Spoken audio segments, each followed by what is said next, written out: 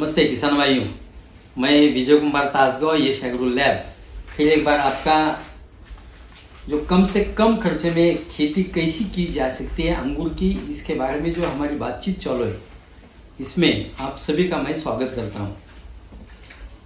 आज जो मैं जिस टॉपिक पर बात करने जा रहा हूं वो टॉपिक का नाम है हिरवळीची खते, यानी कि ताग, धेंचा, जो कुछ भी हम बगीचे में करते हैं तो उसका कितना फायदा है और हमने उसको अगर ना किया तो उसका कितना लॉस हो सकता है, इसके बारे में हम बात कर रहे हैं।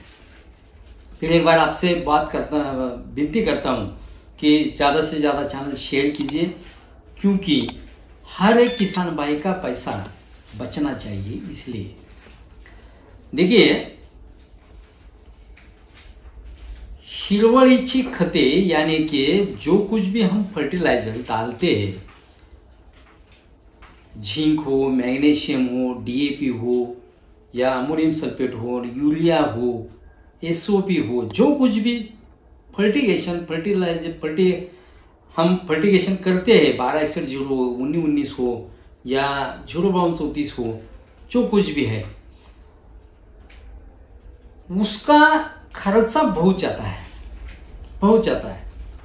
इसका अगर खर्चा हमें खाली 70% बंद करना है, खाली 30% में हमें काम करना है, तो हमें धान की सोइंग करने बहुत इसेंशियल है।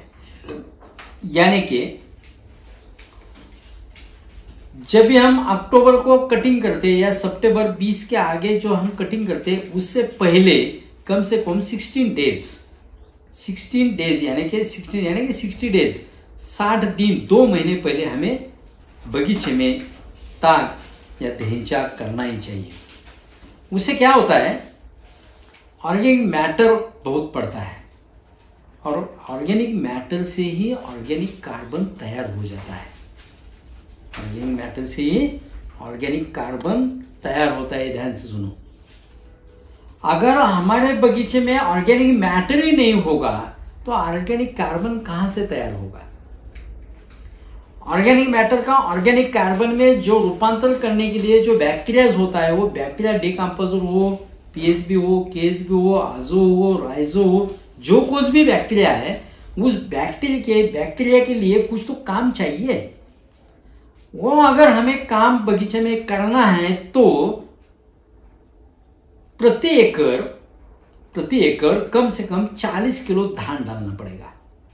40 किलो धान डालना यानी कि क्या करना है, अगर चुनखड़ जमीन हो और जिस जमीन का पीएच और ईसी ज्यादा हो उस जमीन में धेंचा करना, और जिसकी ब्लैक सॉइल हो उस जमीन में क्या करना है, ताग करना है। ध्यान से सुनो, जिस जमीन में धेंचा करना है, किस जमीन में, अगर चुनखड़ ज्यादा हो, इलेक्ट्रिक कंडक्टिविटी ज्यादा हो और पीएच ज्यादा हो, उसी जमीन में हमें क्या करना है, ताग धेंचा करना है। और जो ब्लैक सॉइल है उसमें ताग करना है। ध्यान से सुनो, और पर एकड़ 20 केजी हमें ताग या धेंचा लेना है और उसमें 3 केजी चौड़ी लेनी है, 3 केजी मटकी लेनी है, 3 केजी सोयाबीन लेना है, 3 केजी हरभरा लेना है, 3 केजी फुलगा लेना है, जो कुछ भी आपके भाषा में जो बोलते हैं वो, और 1 केजी मेज यानी कि मक्का लेना है, 1 केजी बरजरा यानी कि बाजरी लेना है, और 1 केजी शाड़ू यानी कि ज्वारी लेना है। इससे ये कुल मिला के 40 केजी कर देना। 40 केजी कर देने के बाद वो बगीचे में ऐसा डाल देना और उसको ऊपर थोड़ा रोटर मार दिया तो हमारा जो धान है उबल जाता है। इससे 1 एकड़ में अगर हमने ये 40 केजी धान किया तो 40 गाड़ी शेनखत के बराबर काम करता है। मैं कई बार बोला हूं कि 1 एकड़ बगीचा अगर आपको करना है, 5 एकड़ बगीचा अगर आपको करना है तो कम से कम 1 देसी गाय हमारे पास होनी चाहिए। और देसी गाय के साथ अगर हमने ये काम किया तो इससे 2 फायदा होगा। एक 40 गाड़ी शेनखत का भी फायदा होगा, ऑर्गेनिक मैटर भी बढ़ेगा, और दूसरा फायदा ऐसा होगा कि इसमें बहुत सारी कीड़ियां आएगी, मिलीबग आएगा, खोड़ कीड़ा आएगा, लेकिन उड़दी आएगी, थ्रिप्स आएगा, लेकिन इससे क्या होगा, ये खाने के लिए अपनी जो फ्रेंड कीड़ा है, फ्रेंड इंसेक्ट है, मित्र कीड़ा हम बोलते हैं उससे, वो भी आएगा। तो यानी कि नेचुरल कंट्रोल हमें उधर मिलेगा,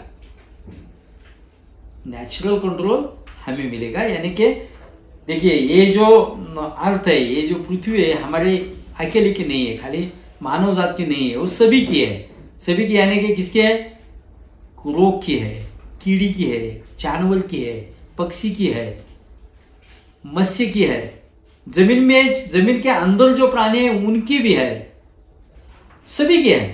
तो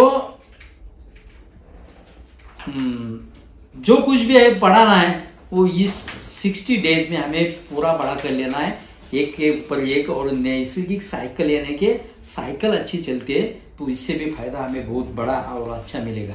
किसान भाइयों, ये 40 केजी धान जरूर कीजिए। अगर उससे पानी कम पड़ जाएगा तो पानी दीजिए।